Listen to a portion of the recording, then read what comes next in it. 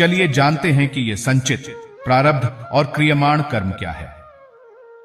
पहला है संचित कर्म। संचित का अर्थ होता है एकत्रित, संचय या इकट्ठा किया हुआ।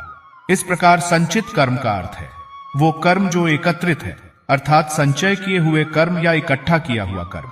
अतएव संचित कर्म अर्थात अनेक पूर्व जन्मों से लेकर वर्तमान में किए गए कर्मों के संचय को संचित कर्म कहा गया है।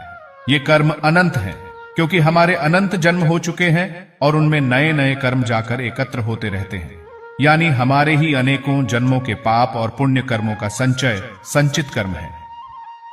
गीता में संचित कर्म का संकेत देते हुए कहा गया है, श्री भगवानुवाच बहूनि में व्यतीतानि जन्मानि तव चार्जुन तान्यहम वेद सर्वाणि न त्वम वेत्थ परंतप। अर्थात भगवान श्री कृष्ण अर्जुन से बोलते हैं, हे अर्जुन, मेरे और तेरे अनेक जन्म हो चुके हैं, उन सबको मैं जानता हूं, किंतु तू उन्हें नहीं जानता।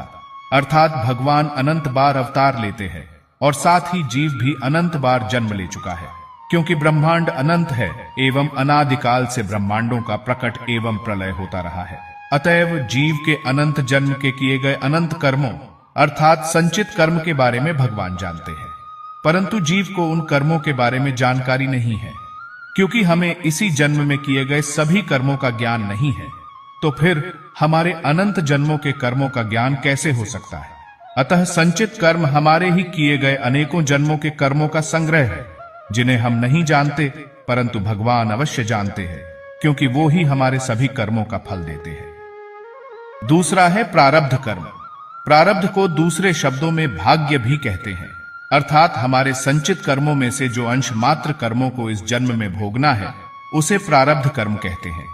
इसके अलावा हमारे जन्म से पहले और हमारे कर्मों के अनुसार हमें इस जन्म में किसके घर में जन्म लेना है, वो भी हमारे प्रारब्ध कर्म द्वारा ही निर्णय होता है।